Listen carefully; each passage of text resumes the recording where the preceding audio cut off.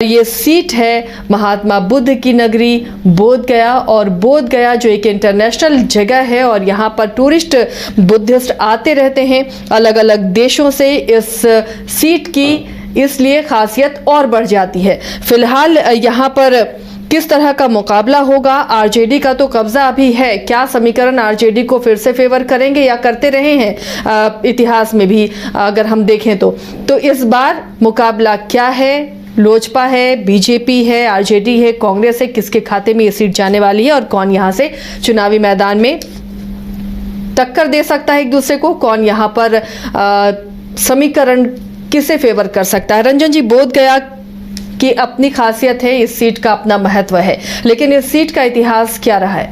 देखिए, बोध गया सीट को आप देखिएगा तो यहां पर आरजेडी को सबसे ज्यादा बार सफलता मिली है। लेकिन एक और चीज है, जो बोध गया सीट को जब आप स्कैन करते हैं और जब अंदर तक जाते हैं तो ये भी दिखता है कि ये अपने विधायकों पर जो है बहुत ज़्यादा भरोसा नहीं दिखलाता है। आमतौर पर वो उन्हें बदलते रहता है, रोटेट करते रहता है। और अगर एक चीज़ देखें कि एग्जाम्पल के तौर पर कि कोई भी विधायक यहाँ से लगातार 3 बार चुनाव नहीं जीत सका है, लगातार की मैं बात कर रहा हूं। और इसके अलावा तो पिछले चुनाव तक तो यह रिकॉर्ड था कि कोई भी विधायक लगातार 2 बार भी नहीं जीता है। लेकिन आरजेडी के कुमार सर्वजीत पिछली बार लगातार दूसरी बार जीतने में कामयाब हुए थे। तो एक रिकॉर्ड उन्होंने बनाया जरूर था। अब क्या इस बार वो ये रिकॉर्ड भी बना देंगे कि क्या तीसरी बार वो लगातार जीतेंगे? वैसे कुल मिलाकर कुमार सर्वजीत यहां से 3 बार जीत चुके हैं। और एक बालिक राम है, सीपीआई के उम्मीदवार हुआ करते थे, वो भी यहां से 3 बार चुनाव जीतने में सफल रहे हैं। बोध गया एक महत्वपूर्ण स्थान है, न सिर्फ पूरे बिहार में बल्कि भारत और अंतर्राष्ट्रीय मान्यता प्राप्त है बोध गया को। और इसको यूनेस्को द्वारा जो है विश्व विरासत स्थल भी घोषित किया गया है महाबोधि मंदिर के लिए यहाँ पर। और यहीं पर बोधि वृक्ष के नीचे तपस्या कर रहे भगवान बुद्ध को ज्ञान की प्राप्ति भी हुई थी। देखिए, अब इस सीट पर जो आंकड़े आप देखते हैं तो वो बहुत इंटरेस्टिंग आपको दिखेंगे। अगर आप यहां पर देखिए तो जो 18 चुनाव हुए हैं, जो कुछ एक उपचुनाव हैं उनको मिलाकर, तो उसमें आरजेडी 5 बार इस सीट को जीतने में सफल रहा है। सीपीआई को 3 बार इस सीट पर सफलता मिली है। बीजेपी 2 बार इस सीट को जीतने में कामयाब हुई है। तो कांग्रेस को भी 2 बार ही सफलता मिली है। इसके अलावा एलजेपी है, लोकदल है, जनता पार्टी है, जनसंघ है, स्वतंत्र पार्टी है और निर्दलीय भी है। तो जैसा मैंने कहा कि ये बराबर जो है अपने विधायक बदलता रहा है, इसीलिए आपको इतनी पार्टियों के नाम जो है वो लेने पड़ रहे हैं, क्योंकि वो इस तरह से चुनाव जीतते रहे हैं। 1957 में कांग्रेस की शांति देवी यहाँ की पहली विधायक बनी बोध गया की। लेकिन अगर हम पिछले 3 चुनावों की बात करें, 2010, 2015 और 2020, उससे पहले आपको बता दूं कि 2009 में यहां पर उपचुनाव हुआ था, क्योंकि तब हरि मांझी जो कि यहां से विधायक थे, वो लोकसभा का चुनाव बीजेपी के टिकट पर चुनाव जीत लिया था उन्होंने। तो एक उपचुनाव 2009 में हुआ था और तब भी कुमार सर्वजीत यहां से जीतने में सफल रहे थे। 2010 में जो है कुमार सर्वजीत एलजेपी के टिकट पर चुनावी मैदान में उतरे। दिलचस्प यह है कि जो 2009 का उन्होंने उपचुनाव जीता था वो भी एलजेपी के टिकट पर ही उन्होंने जो है वो चुनाव जीता था। तो 2010 में फिर से वो एलजेपी के टिकट पर चुनावी मैदान में उतरे और बीजेपी ने यहां से श्यामदेव पासवान को अपना उम्मीदवार बनाया था। और श्यामदेव पासवान ने कुमार सर्वजीत को 11,213 वोटों से पराजित किया। श्यामदेव पासवान को 54,160 वोट मिले, मतलब कि 44.5% वोट। और एलजेपी से चुनाव लड़ रहे कुमार सर्वजीत को 42,947 वोट मिले, मतलब कि 35.2% वोट। फिर आता है 2015, उस समय महागठबंधन था। तो कुमार सर्वजीत आरजेडी की तरफ से चुनावी मैदान में उतरे और उन्होंने एक बड़ी जीत दर्ज की, 30,400 73 वोटों की। उनको कुल 82,656 वोट मिले, जबकि श्यामदेव पासवान जो कि बीजेपी के टिकट पर एक बार फिर से चुनावी मैदान में थे, उनको 52,183 वोट मिले और इस तरह से 30,473 वोट से कुमार सर्वजीत जीतने में चुनाव सफल रहे।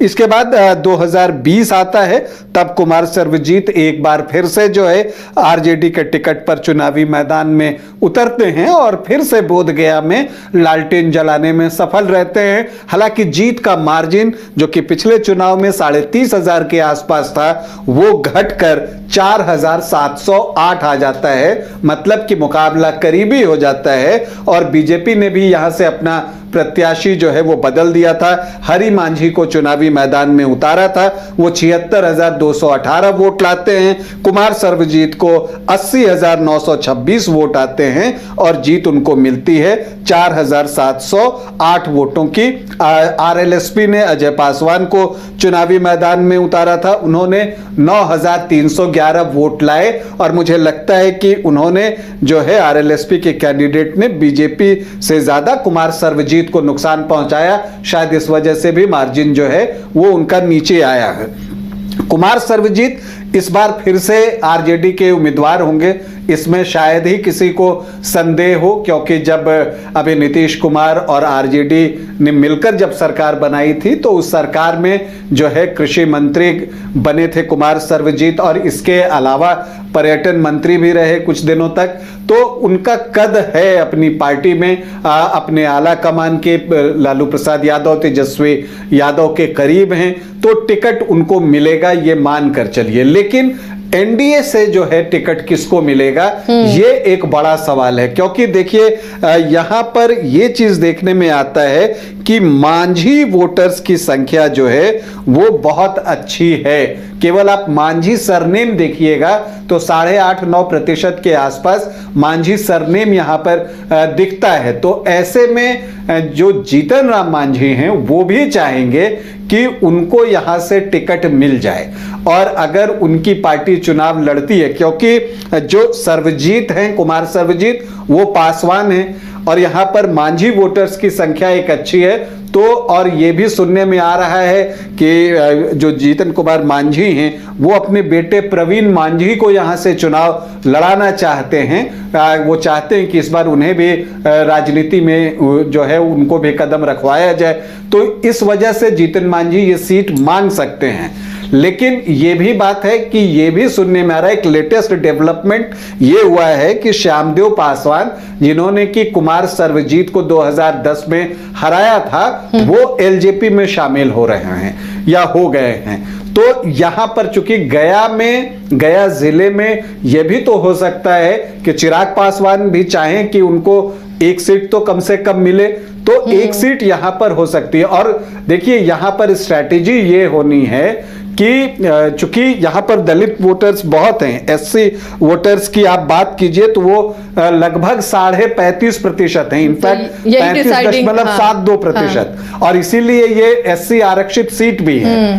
तो यहां पर अब ये हो सकता है कि चूंकि सर्वजीत भी पासवान है, तो अगर चिराग पासवान की पार्टी से कोई उम्मीदवार यहां पर उतर जाता है तो होगा क्या कि पासवान के वोटों में बंटवारा होगा और जीतन राम मांझी के नाम पर मांझी वोटर्स अगर भी जो है वो चिराग पासवान के उम्मीदवार की तरफ ही आ जाते हैं, तब ऐसी परिस्थिति में एनडीए के लिए राह आसान हो सकती है। लेकिन उससे पहले बड़ा सवाल यह है कि क्या बीजेपी ये सीट छोड़ देगा, क्योंकि बीजेपी यहां से चुनाव जीतता रहा है, 2 बार उसने चुनाव जीता है, 2005 में भी जीता है और फिर 2010 में भी उन्होंने चुनाव जीता है और पिछले 2 बार से वो मुकाबले में है और पिछला चुनाव एक करीबी मुकाबले में बीजेपी यहां से हारी है सिर्फ 4,708 वोटों से। तो ऐसी परिस्थिति में क्या बीजेपी ये सीट छोड़ देगी, ये भी एक बड़ा सवाल है। तो ऐसे और हरि मांझी जो है वो कद्दावर नेता है इस क्षेत्र के, तो उनको कैसे एडजस्ट करेगी बीजेपी, या फिर जीतन राम मांझी यहां पर चुनाव लड़ें और कुटुंबा छोड़ दें, ये हो सकता है। लेकिन ये देखना दिलचस्प होगा कि एनडीए में इस सीट के लिए किस तरह से जोर लगाया जाता है। इनफैक्ट जो चारों पार्टियां जो हैं, चाहे वो एलजेपी, आरवी हो, चिराग पासवान की पार्टी हो, जीतन राम मांझी की पार्टी हो, बीजेपी हो, जेडीयू हो, सब इस सीट के लिए जो है वो जोर लगा रहे हैं। तो ये चीज जो है वो देखने लायक चीज होगी कि आखिर टिकट किसको मिलता है। अब अगर रंजन जी, आरक्षित तो सीट ये है, लेकिन बाकी समीकरण क्या कहते हैं? भले ही यहाँ पर दलित वोट ज्यादा हैं, लेकिन उसके बाद जो वोट है वो क्या इशारा करते हैं, वो समीकरण क्या दिखाते हैं? जब आप देखते हैं कि आरजेडी 5 बार यहां से चुनाव जीतने में सफल रहा है, तो ये एक चीज ऑलमोस्ट जो है आप कह लीजिए कि क्लियर है कि यहां से जो आपको यादव वोटर्स हैं उनकी संख्या अच्छी है और मुस्लिम वोटर्स भी ठीक ठाक हैं, क्योंकि आरजेडी इस सीट पर सबसे ज्यादा बार जीतने में कामयाब हुई है और वो 5 बार इस सीट को जीती है। तो ये माई इक्वेशन तो बनता है, क्योंकि यादव यहां लगभग 21-22% हैं। अब अगर उसमें आप मुस्लिम के 7.3 जोड़ दीजिए तो वो 29-30% के आसपास मामला पहुंच जाता है। तो 28 से 30% के बीच एमओआई लेकर चला जाता है। अब इसके बाद जब कुमार सर्वजीत पासवान जाति से हैं, उधर से वोट आते हैं और दलित वोट का जो एक हिस्सा है जब वो उनको मिल जाता है, और प्लस एक बात और भी है कि जो कुमार सर्वजीत हैं उनकी एक अपनी व्यक्तिगत पैठ भी है जो कि अक्रॉस द कास्ट है, मतलब वो अन्य जातियों में भी जो है वो सेंधमारी कर लेते हैं, वहां से भी वोट उनको मिलता है। और यही वजह है कि उन्होंने इस क्षेत्र में एक अपनी पहचान बनाई है, तो उनका दावा जो है वो मजबूत बन जाता है। लेकिन इस बार पूरी कोशिश होगी एनडीए की कि ये जो आरजेडी पिछला 2 चुनाव लगातार जीता है, तो इस बार लालटेन की लौ जो है उसको बुझाया जाए। अब देखना है कि वहां पर एनडीए से किसे कैंडिडेट बनाया जाता है, क्योंकि समीकरण जो है यहां पर बहुत साफ है कि आपको दलित वोटर्स का ज्यादा अमाउंट में चाहिए अगर एनडीए को जीतना है। इसके अलावा यहां पर अगर आप देखिए तो कोयरी कुशवाहा जो हैं वो भी 7-8% के आसपास है, तो उनकी संख्या भी अच्छी है और इसलिए मैंने कहा कि जेडीयू का भी इस सीट पर जो है वो दावा है। इसके अलावा सामान्य जाति के भी वोटर्स हैं 12-13%, वैश्य 5-7% के आसपास हैं, चंद्रवंशी समाज यहां पर बहुत हैं, और चूंकि प्रेम कुमार गया से विधायक हैं बीजेपी के, तो इस जाति के वोटर्स पर बीजेपी की भी नजर है। तो कुल मिलाकर अगर आप देखें तो दोनों तरफ के अपने अपने समीकरण हैं। चूंकि हार जीत का मार्जिन पिछली बार 4708 वोट था, और अभी जब लोकसभा का चुनाव हुआ जिसमें जीतन राम मांझी के खिलाफ कुमार सर्वजीत ही कैंडिडेट थे, तो जीतन राम मांझी को इस विधानसभा पर लीड मिली है।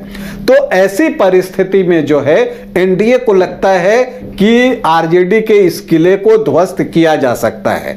तो समीकरण दोनों तरफ से सद रहे हैं। 2 बातें हैं कि अगर यहां पर कुमार सर्वजीत चुनावी मैदान में उतरते हैं तो सामने कोई मांझी कैंडिडेट दिया जाए ताकि ज्यादा संख्या उनकी है और वहां से वोट लाया जाए, और एक सोच ये है कि पासवान के सामने पासवान कैंडिडेट ही दिया जाए, और अगर वो पासवान कैंडिडेट एलजेपी से हो तो चूंकि चिराग पासवान के साथ रामविलास पासवान की लेगेसी है तो पासवान वोटर्स उधर की ओर शिफ्ट हो सकते हैं, जीतन राम मांझी के नाम पर मांझी वोटर्स उनको मिल सकता है, और फिर जो बाकी कॉम्बिनेशन है जेडीयू के जो कोर वोटर्स हैं कुर्मी कोयरी उनका वोट आ जाए, सामान्य जाति के वोट आ जाए, तो फिर एनडीए के लिए भी एक अवसर बन सकता है। तो एक रोचक है यहाँ का समीकरण, बहुत सारा अभी है कि अगर ऐसा हो जाए तो वैसा हो सकता है, वैसा हो जाए तो ऐसा हो सकता है, लेकिन हमें अभी थोड़ी प्रतीक्षा करनी होगी।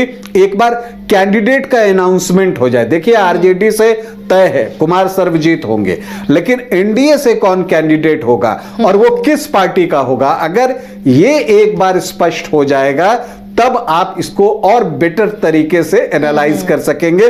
फिलहाल लगता तो यही है कि बोधगया में भी मुकाबला रोचक होगा। चलिए, तो ये बोध गया का इतिहास और मुकाबला जिसे हम स्कैन कर रहे थे इस सीट को, अब नजरें टिकी हैं कि एनडीए से यहाँ कैंडिडेट कौन होगा और किससे एनडीए यहाँ पर सीट देने वाली है। क्या वो मांझी की पार्टी हमसे होगा या फिर एलजेपी से होगा या फिर बीजेपी से होगा, इस पर नजरें हमारी बनी रहेंगी।